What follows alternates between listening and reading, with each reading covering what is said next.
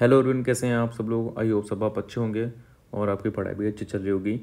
और आज हम स्टार्ट करने वाले हैं पदार्थ विज्ञान के लेक्चर। और जो आपका पदार्थ विज्ञान है, इसके आपके 2 पेपर आते हैं, ठीक है। पेपर फर्स्ट और पेपर सेकंड, जो कि आपके दोनों 100 मार्क्स के होते हैं।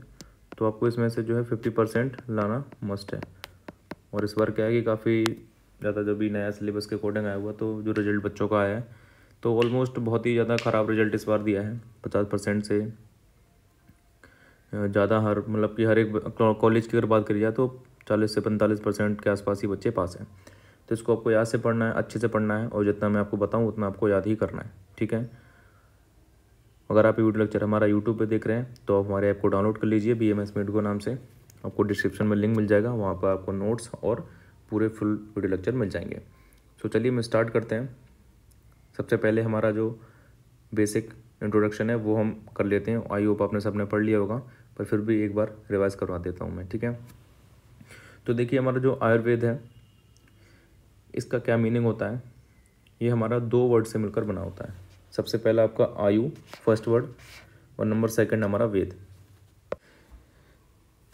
आयु का आपको मतलब पता ही है कि लाइफ होता है, और वेद यानी कि नॉलेज। तो जिसके अंदर हम क्या करते हैं, वेदों का ज्ञान लेते हैं, means knowledge of life is called Ayurveda, ठीक है। अब यहाँ पर आपके जो क्वेश्चन है वो 2 मार्क्स के, 5 मार्क्स के और 10 मार्क्स के आने वाले हैं। तो आपसे 2 मार्क्स के क्वेश्चन में क्या क्या पूछा जा सकता है और 5 मार्क्स के क्वेश्चन में क्या क्या पूछा जा सकता है, वो मैं आपको सब बताता चलूँगा, ठीक है। तो देखो, यहाँ पर आयु, आयुर्वेद के लक्षण और आयु के लक्षण, ये आपके 5 मार्क्स में आ सकते हैं, ठीक है। अभी मैं आगे और बताऊँगा इसको। तो देखो, सबसे पहले हमारा आता है आयुर्वेद का लक्षण। एक बार हाईलाइट कर लेता हूँ, ठीक है। सबसे पहले देखो, आपका आता है चरक संहिता के अनुसार। श्लोक आपको ये याद करना है, ठीक है। जितना मैं आपको बताता जाऊँगा उतना बस आपको याद रखना है। तो ये वाला श्लोक आपको याद होना चाहिए। हिता हितम सुखम दुखम आयुतस्य हिता हितम मानम चातच यत्रोक्त आयुर्वेद सा उच्यते, ठीक है। मीन्स इसका जो मीनिंग है हमारा वो क्या है कि जिस शास्त्र में हितायु, अहित आयु, सुख आयु और दुख आयु, इन 4 प्रकार की आयु का वर्णन मिलता है, उसको आयुर्वेद कहते हैं। हमारी हित आयु क्या होगी, जो हमारा हित के लिए हो, जो हमारे लिए हित करो, हमारी बॉडी के लिए हित करो। अहित आयु क्या होगी, जो हमारी बॉडी के लिए हित करना हो, ठीक है। ऐसे चीज़ें या फिर ऐसे काम जो हमारे लिए अहित करें, ठीक है। सुख आयु यानी कि जो कार्य हमें सुख देने वाले होते हैं, फिर जो द्रव्य हमें सुख देने वाले होते हैं, वो इसके अंदर कर आते हैं। और दुख यानी कि जो भी क्रिया हमें दुख देने वाली होती हैं, वो भी सब इसके अंदर आती हैं। तो 4 प्रकार की आयु है, उनका वर्णन हमें देखने को मिलता है, जिसको आयुर्वेद कहते हैं, ठीक है। नीचे आ जाइए, देखिए इसके बाद हमारा आता है आयु के लक्षण।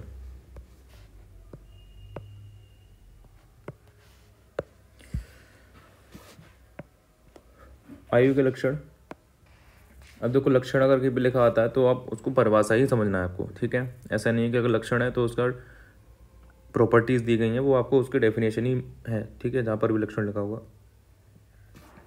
ये श्लोक भी आपको लर्न करना है, ठीक है। और आई थिंक बहुत सारे बच्चों को हो भी गया होगा।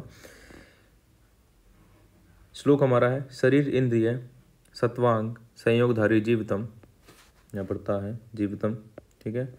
और नित्यगस्य अनुबंधश्च पर्याय आयुर्रुच्यते, ठीक है, यहाँ पर भी था। मीन्स यहाँ पर जो है शरीर और इंद्रिय, ठीक है। शरीर इंद्रिय यानी कि शरीर इंद्रिय, सत्व आपका मन हो गया, और आत्मा, इनके जो संयोग होता है उसको आयु कहा जाता है। और ये हमारी बस आयु की डेफिनेशन यहाँ तक है। बाकी के जो इसके नीचे आप देख सकते हो, नित्यगस्य अनुबंधस्य, ये इसके क्या है, पर्याय है, ठीक है। और यहाँ पर ये धारी और जीवितम भी इसके पर्याय हैं। तो धारी, जीवित, नित्यग और अनुबंध, ये हमारे क्या है, आयु के पर्यायवाची हैं। तो आप सोच रहे होंगे कि क्या ये है, क्या ये हम पढ़ रहे हैं। तो आपको देखो, इसमें एक्स्ट्रा दिमाग नहीं लगाना है। सब्जेक्ट है आपके में आयुर्वेदा, पुराना सब्जेक्ट है, चला आ रहा है पदार्थ विज्ञान, तो पढ़ना है आपको, ठीक है। इसमें दिमाग लगाने की जरूरत है नहीं, जितना बताऊँ बस उतना आपको याद करना है, या आप सोच सकते हो कि उसको रटना है, बस बात खत्म, ठीक है। तो श्लोक आपको याद होना चाहिए। शरीरेन्द्रिय सत्वांग संयोगधारी जीवितम नित्यगस्य अनुबंधस्य पर्याय आर्य उच्यते। जब मैं बोलता हूँ तो मेरे एक बार साथ बोला करें। अब देखो यहाँ पर धारी का मीन्स क्या होता है, धारी मीन्स क्या होता है कि जो हमारे शरीर को धारण करे, ठीक है, शरीर को सड़ने ना दे, प्यूट्रिफिकेशन जिसको बोलते हैं, तो ये हमारा आता है धारी, ठीक है, यानी कि जो शरीर को धारण करता है और शरीर को सड़ने से रोकता है। जीवित की बात कर ली जाए, जीवित हमारा क्या है कि जो हमारे प्राणों को जीवित रखने वाला होता है उसको हम कहते हैं जीवित। इसके बाद नित्यक की बात की जाए, नित्यक हमारा क्या होता है कि नित्य ही क्षण में गतिशील होता है और चलने वाला होता है। तो आपको देखा होगा कि आयु है आपकी डे बाई डे कम होती जा रही है, हर मिनट हर सेकंड कम होती चली जा रही है, तो यानी कि क्षण गतिशील है, मूवमेंट कर रही है, ठीक है। और हमारा इसके बाद आता है अनुबंध। अनुबंध मीन्स क्या होता है कि पूर्व काल के जीवन को उत्तर काल के जीवन से संयोग में बांधे रखता है, मतलब जो भी पिछले जन्म है और जो भी हमारा ये उत्तर काल यानी कि जो भी प्रेजेंट टाइम चल रहा है उसको एक दूसरे से जोड़े रखता है, ठीक है। ये हमारे 4 आयु के पर्यायवाची का मीनिंग हुआ। अब कभी कभी क्वेश्चन आ जाता है तो आपको याद रखना है कि जो हमारे आयु के घटक हैं वो हमारे 4 हैं। कौन कौन से? शरीर, इंद्रिय, मन और आत्मा, ये हमारे 4 क्या हैं? आयु के घटक हैं। इंद्रिय के अंदर आपको पता है 5 सेंसरी ऑर्गन आएंगे, मन को हम सत्वी बोलते हैं और आत्मा हमारी सोल होगी। अब यहाँ से इंट्रोडक्शन खत्म हो चुका है आयुर्वेद का। अब यहाँ से स्टार्ट होता है आपका पदार्थ विज्ञान, ठीक है। पदार्थ विज्ञान में सबसे पहले पदार्थ का मीनिंग हमें पता होना चाहिए क्या है मीनिंग, ठीक है। तो पदार्थ हमारा 2 शब्दों से मिलकर बना है, पद प्लस अर्थ। पद मीन्स होता है वर्ड और अर्थ मीन्स होता है मीनिंग, यानी कि meaning of word is called या फिर टर्म ऑफ पदार्थ। जो भी हमारे पद का मीनिंग है, जो वर्ड का मीनिंग है, उसका हमको नॉलेज होना क्या कहलाता है? पदार्थ विज्ञान के अंतर्गत आता है। अब देखो इसकी परिभाषा है, यहाँ पर 2 परिभाषा लिखी हुई हैं, आपको जो भी अच्छी लगे वो आप याद कर लेना, ठीक है। नंबर फर्स्ट आती है आपकी प्रमाणीय विषय पदार्था, यानी कि यथार्थ ज्ञान के विषय को हम क्या कहते हैं? पदार्थ कहते हैं। The source of real knowledge is called पदार्थ। एक तो आपकी ये परिभाषा है। दूसरी आपकी है सुश्रुत संहिता के अनुसार परिभाषा, सूत्र या पद से जो अर्थ अभिहित होता है उसे पदार्थ कहते हैं।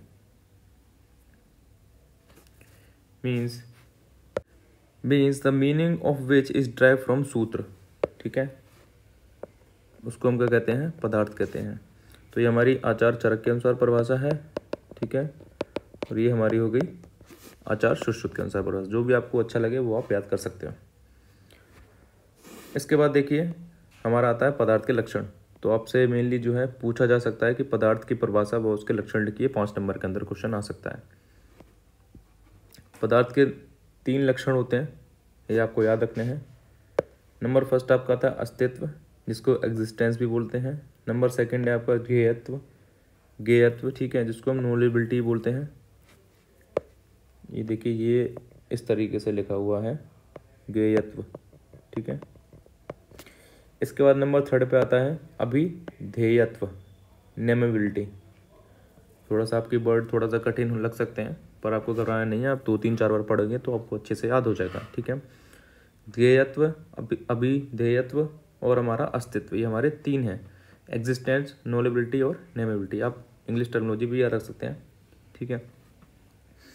अब हम तीनों का मीन जान लेते हैं, ठीक है। अस्तित्व आपको पता ही होता है कि stage of having objective reality, यानी कि जिसका वास्तविकता से संबंध होता है, ठीक है, वास्तविकता से संबंध होता है, वो हमारा क्या? अस्तित्व कहलाता है। और गेयत्व यानी कि मतलब हमारा द स्टेज ऑफ नॉलेबिलिटी, यानी कि पदार्थ का ज्ञान जिसे प्राप्त किया जा सकता है या फिर जिसको जाना जा सकता है उसको हम कहते हैं गेयत्व कहते हैं या फिर नॉलेजिबिलिटी कहते हैं। लिख सकते हैं द स्टेज ऑफ नॉलेजिबिलिटी।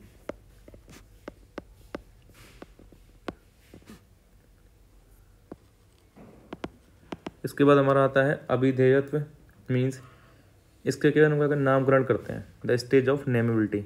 पदार्थ को नाम की संज्ञा दी जाती है। तो ये हमारे पदार्थ के 3 लक्षण हैं, एग्जिस्टेंस, नॉलेबिलिटी और नेमेबिलिटी, यानी कि पदार्थ को नामकरण कर सकते हैं।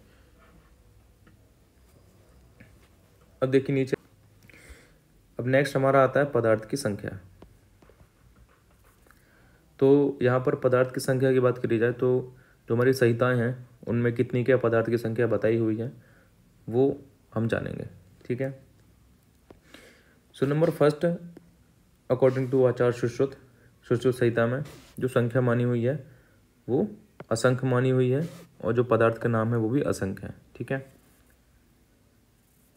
तो याद रखना है आपको, सबसे पहले आपका यहाँ पर दर्शन या संहिता लिखा हुआ है, उसके बाद यहाँ पर पदार्थ की संख्या दी हुई है, और यहाँ पर पदार्थ के नाम क्या कौन कौन से किस किस संहिता ने माना है वो यहाँ पर लिखे हुए हैं, ठीक है। तो नंबर फर्स्ट है आपका सुश्रुत संहिता, जिसमें असंख्य पदार्थ की संख्या मानी हुई है। अगर संख्या असंख्य तो नाम भी उनके असंख्य हो गए। नंबर सेकंड आपका चरक संहिता, तो उन्होंने 2 माने हुए हैं और 6 माने हुए हैं यहाँ पर, यानी कि इन्होंने 2 टाइप किए हुए हैं, ठीक है। इनके जो है 2 टाइप हैं। नंबर फर्स्ट में उन्होंने 2 टाइप माने हैं और नंबर सेकंड में 6 तरीके के माने हैं। तो नंबर 2 में उन्होंने माना है एक तो सत पदार्थ और एक असत पदार्थ।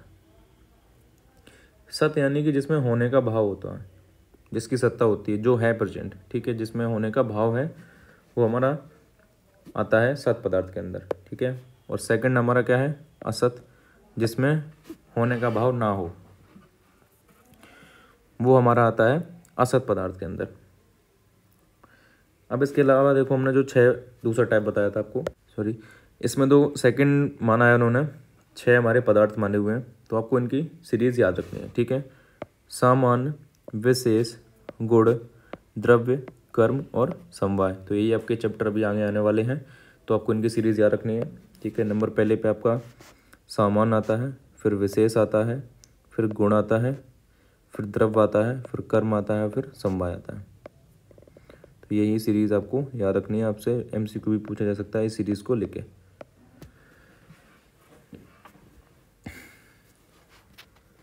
और यही हम चैप्टर आगे पढ़ने वाले हैं।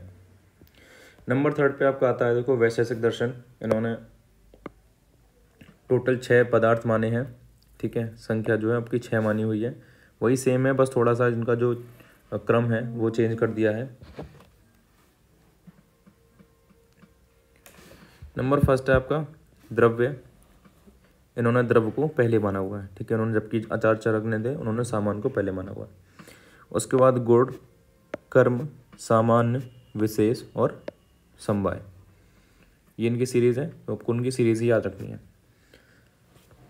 अब बात करते हैं नव्य न्याय के अनुसार। तो उन्होंने टोटल 7 तत्व माने हैं, जिसमें आपका 6 भाव पदार्थ माने हैं, मीन्स जो भी हमारे अभी ये 6 आपने ऊपर पढ़े, द्रव्य, गुण, कर्म, सामान्य, विशेष, समवाय, और प्लस हमारा एक अभाव पदार्थ माना है, ठीक है। इसके बाद नंबर 5 पे आता है सांख्य दर्शन, जिन्होंने हमारे टोटल 25 तत्व माने हैं, ठीक है। ये आपको याद रखना है, आपके एमसीक्यू में क्वेश्चन आ सकते हैं यहाँ से उठ के, तो आपको भूलना नहीं है। कौन कौन से आपके 25? पुरुष, प्रकृति, ठीक है, महत, अहंकार, और जो आपकी एकादश इंद्रियां हैं, 11 इंद्रियां हैं वो, पंच तन्मात्राएं हैं वो, और पंच महाभूत हैं वो। तो ये टोटल आपके 25 तत्व हो जाते हैं, ठीक है। आपका 1, 2, 3, 4 और 11, ठीक है। 11 और 4 15, 15 और 5 20 और 5 25, ठीक है। ये सांख्य दर्शन ने माने हुए हैं। इसके बाद देखो योग दर्शन के अनुसार क्या क्या है। तो इन्होंने टोटल 26 माने हैं, ऊपर वाले 25 और प्लस उन्होंने ईश्वर को भी माना है। जैन दर्शन के अनुसार टोटल 7 तत्व माने हैं, जिसमें जीव, अजीव, आश्रव, ठीक है। यहाँ पर बंध है, ये आप उसको सही कर लेना, बंध, नीचे लिख देता हूँ हम लोग, बंध या फिर बंध।